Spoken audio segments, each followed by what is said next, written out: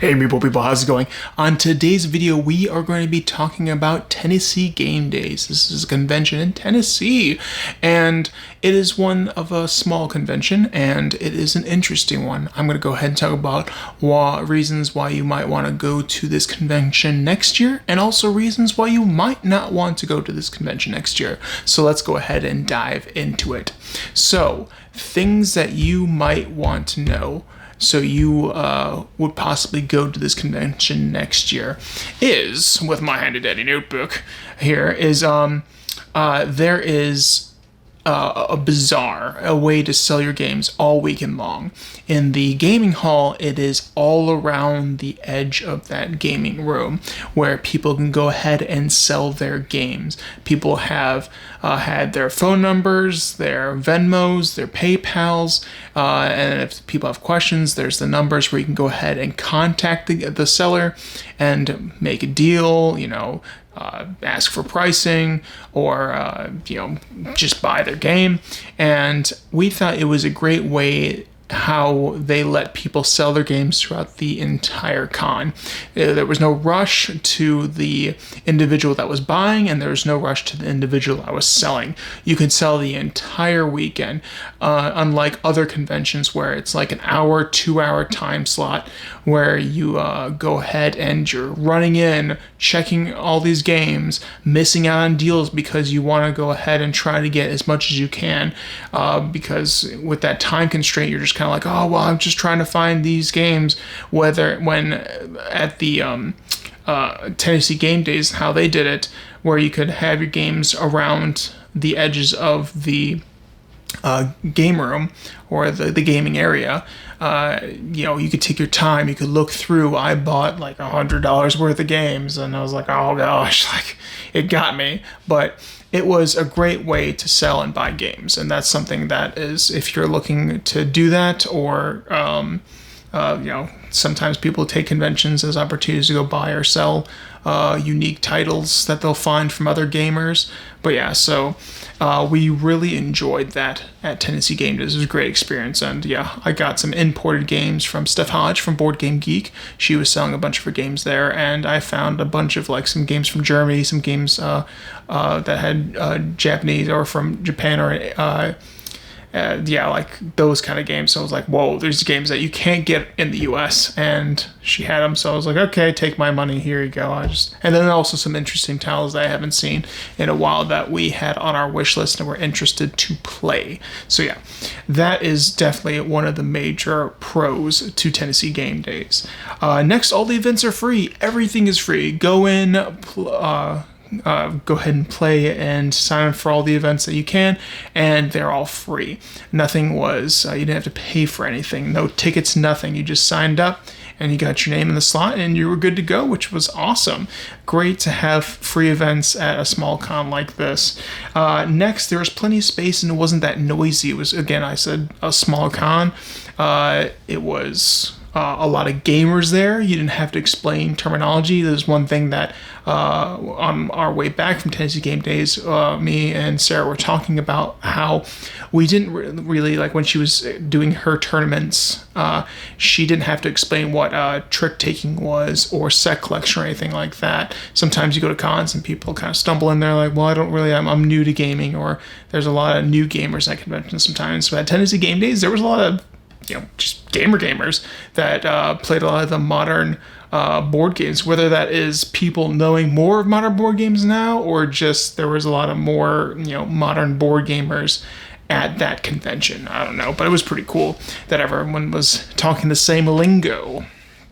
Next, the Play to Win was run fantabulous. That was like a thing that people have come to that convention for.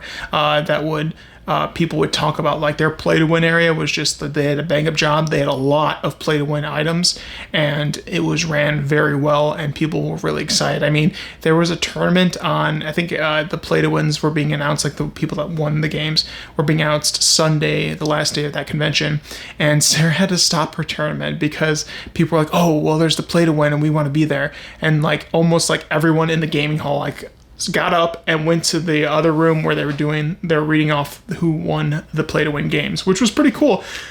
Excuse me, it was a pretty big response to that, which was awesome. So those are the pros. Those are the things that I wanted to highlight. And now I want to go into the things that are more of cons, more of things that you might be like, well, this might not be the con for me.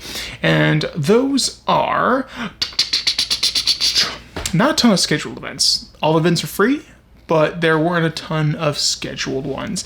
And the app they were using, it was new to them, and it was creating some confusion while people were trying to sign up for things. So it was great that all the events were free, but also there weren't too many scheduled events, and also getting to those events wasn't totally seamless because they had a new app, a new system to work through, and it wasn't, I think the app was giving them some trouble, so that was kind of a con. They're just figuring out, like, it was a little disorganized, but I mean, it is what it is when you're trying to integrate a new operating system into your events and workflow of a convention, which is a big undertaking. I myself kind of blanch, or like wouldn't imagine organizing and making a con fluid. That just seems like an administrative nightmare. And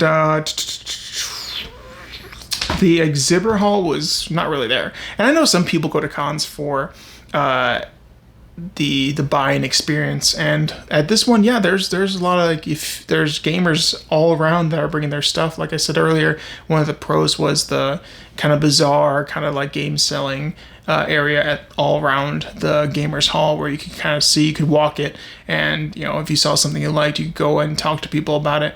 But with exhibitors, it just nothing there. They had, like, maybe I think one game store come and bring their wares and sell for a certain amount of time, but that wasn't really, I don't know, it just wasn't great. I mean, yeah, you could see it, but if you were traveling, like we were coming from North Carolina all the way to Tennessee, so I mean, we're lucky enough to have a bunch of game stores in our area, so we didn't see really anything that we couldn't get from our local game stores. So it was more for coming, like, if you're trying to buy, it's more about what the other gamers are bringing, which could be a hit or miss, because if some people didn't bring what they brought, like if Steph Hodge wasn't there and she didn't bring all her cool imported German, Japanese games, I probably wouldn't have picked up anything. But again, like, those are some of the cons that I have. Not many, but this is definitely a con for gamers, where you come to play, and play was happening constantly. It was a lot of fun. Again, a lot of gamers that knew of modern board games. There's some people that were kind of new, but mostly it was like people knew what they were about and they were getting into it, and it was awesome, and it was a great time, and I really enjoyed this con. And I know some people enjoy smaller conventions because you can go ahead and it's more about playing the games, interacting with people, maybe even bringing some of your games. There was a company there that was bringing it's eluding me now, but they were showing off their games. So sometimes at small cons, you can come and bring your prototypes, bring the games that you're going to go pitch to publishers.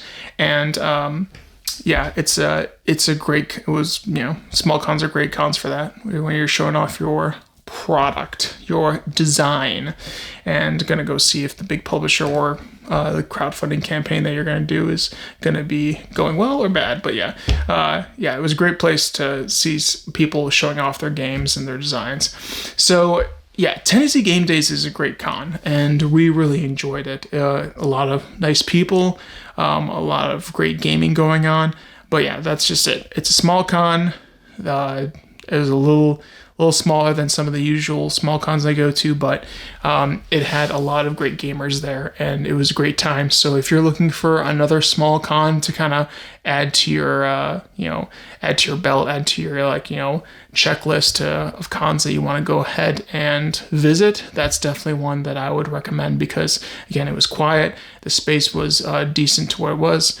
There were places for food. It was a good area, and really enjoyed it. And it was I think might have been my first time in Tennessee, but yeah, I'd rather be in Tennessee playing games than doing pretty pretty much anything else. But yeah, so that was Tennessee Game Days in a nutshell. I hope you all got something from it, learned something from it, was intrigued. If you have any questions at all about Tennessee Game Days, please go ahead and leave a link or leave a comment in the leave a comment below and I will answer it to the best of my ability, other than my little spluttering there. Also, I'll leave a link to Tennessee Game Days' website so you can go see. I think they also have a fall convention. But yeah, I'll have to check that. But yeah, I'll leave a link to their website in the description of this video. So yeah. So without further ado, that was Tennessee Game Days. I'm Nick Traeger, and I'm heading out. And I hope you all are playing games, and I'm about to go play some myself. So I'll talk to you all later.